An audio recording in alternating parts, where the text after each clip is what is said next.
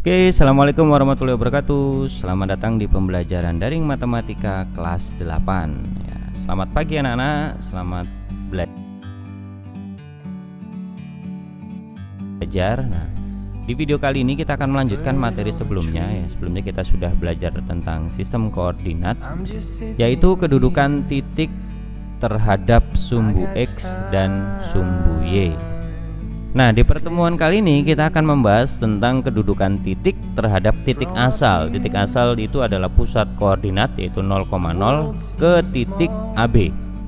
Ya, AB itu sebarang titik yang ada di koordinat ya. Oke, kita mulai aja. Sebelumnya kita ingatkan dulu ya materi sebelumnya. Nah, koordinat titik P A, B artinya jika titik P memiliki jarak A satuan terhadap sumbu Y dan juga memiliki jarak B satuan terhadap sumbu X. Maksudnya gimana? Nah, misalkan saya punya koordinatnya begini. Sini ada sini ada P A, B. Nah, bila kita tarik garis berarti di sini itu A, di sini itu B. Kemudian ini adalah sumbu X dan yang ini adalah sumbu Y. Sehingga titik P ini memiliki jarak A satuan ke sumbu Y, ke sumbu tegak, dan memiliki jarak B satuan ke sumbu X. Nah, itu dia ya kalau digambarkan. Oke, kemudian ya sumbu X dan sumbu Y ini saling membagi tegak lurus. Sumbu X dan sumbu Y ini berpotongan tegak lurus di titik atau di pusat koordinat yaitu 0,0 dan membagi daerah koordinat tadi menjadi 4 daerah, yaitu kuadran 1, kuadran 2, kuadran 3 dan kuadran 4. Di kuadran 1 ya, di kuadran 1 itu semuanya positif. Artinya apa? Apsis dan ordinatnya positif. Kemudian di kuadran 2 apsisnya negatif, ordinatnya positif.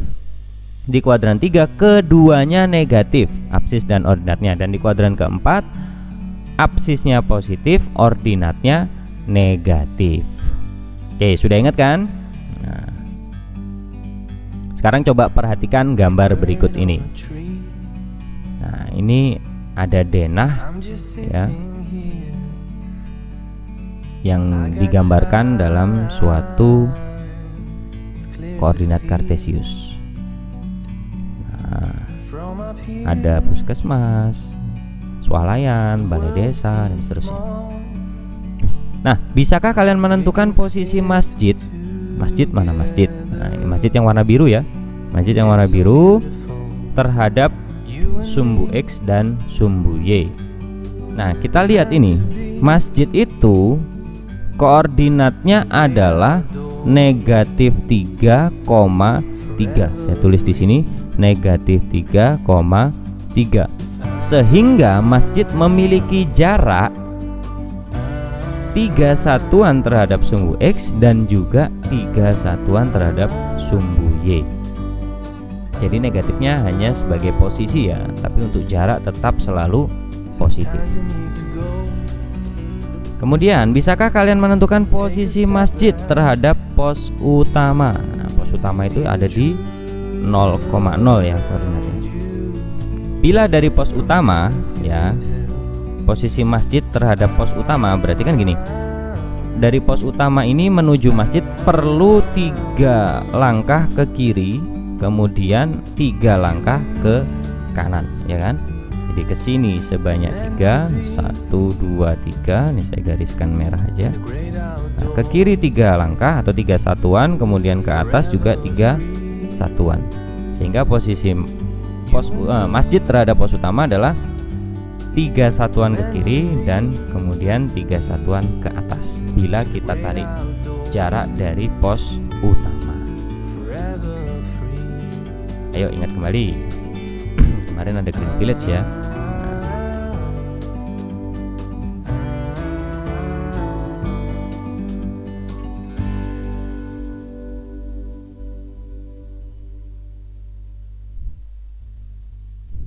Kita diminta membantu Andi mengisi denah rumah masing-masing anak. Di sini yang diminta hanya rumah Johan dan juga rumah Berta. Rumah Johan itu nomor 10. Nah, nomor 10 itu yang mana? Oh, yang ini yang nomor 10. Saya lingkari merah ya, nomor 10. Dia terletak di koordinat ya, ke atas dulu, ke sumbu X dulu negatif 10, kemudian ke sumbu Y-nya negatif 1. Berarti letak rumah Johan itu di negatif 10, negatif 1. Kemudian rumah Berta. Rumah Berta itu nomor 20. Nomor 20 itu yang ini ya, nomor 20 yang ini. Nah, bila kita telusuri sumbu X-nya, sumbu X yang bawah ya, ini 7, Y-nya itu 8. Jadi 7,8. Nah, letak rumah Berta terhadap rumah Johan itu 17 satuan ke kanan dan 9 satuan ke atas. Benar atau tidak? Kita cek ya. Nah, 1, 2, 3, 4, 5, 6, 7, 8, 9, 10, 11, 12, 13, 14, 15, 16, 17. Ya benar, 17 satuan ke kanan. Kemudian yang ke atas 1, 2, 3, 4, 5, 6, 7, 8, 9. 9 satuan ke atas. Betul. Sehingga kedudukan rumah Berta bila terhadap rumah Johan ya, rumah Berta itu 20 terhadap rumah Johan, berarti kan 17 satuan ke kanan, kemudian 9 satuan ke kiri. Maka bisa ditulis 17,9. Ya, itu tadi. Lanjutkan sekarang.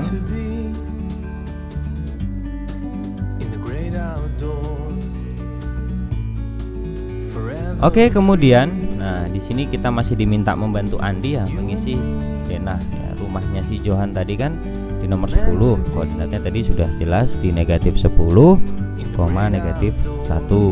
Kemudian nih rumah Oliver yang diminta. Rumah Oliver itu 24. Mana 24? Nah, ini dia rumah Oliver. Yang ini berarti koordinat yang diambil itu yang ini. 24 kan ini koordinat yang diambil. Nah, koordinat ini terletak di 8, negatif 1. Koordinat 8, negatif 1. Nah, bagaimanakah letak rumah Oliver terhadap Johan? Nah, dia kan terletak di garis lurus, ya kan? Sehingga langsung berapa satuan itu kita tinggal hitung aja. Kalau dari rumah Johan 1, 2, 3, 4, 5, 6, 7, 8, 9, 10, 11, 12, 13, 14, 15, 16, 17, 18. Berarti 18 satuan ya. 18 satuan ke kanan.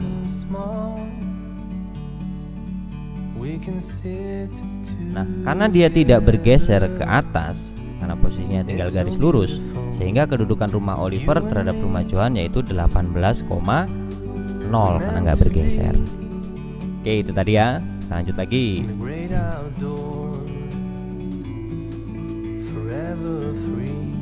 Oke, ini kita diminta membantu Andi lagi ya untuk mengisi denah rumah masing-masing anak. Tapi di sini hanya rumahnya Johan. Nah, rumah Johan tadi kan di negatif 10, negatif 1. Letak rumah Johan terhadap rumah Johan ya tidak bergerak kan ya. Karena tidak bergerak dia posisinya tetap. Nah, sehingga tidak ada pergerakan, maka koordinat kedudukan rumah Johan terhadap rumah Johan ya 0,0 gitu kan ya.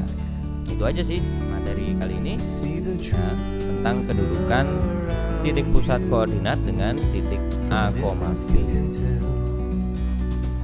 Oke, bila ada pertanyaan silahkan ditanyakan. Bila nggak ada, nanti saya kirimkan soalnya melalui grup WA ya. Oke, mungkin itu dulu materi dari saya. Terima kasih. Assalamualaikum warahmatullahi wabarakatuh. To be in the great outdoors.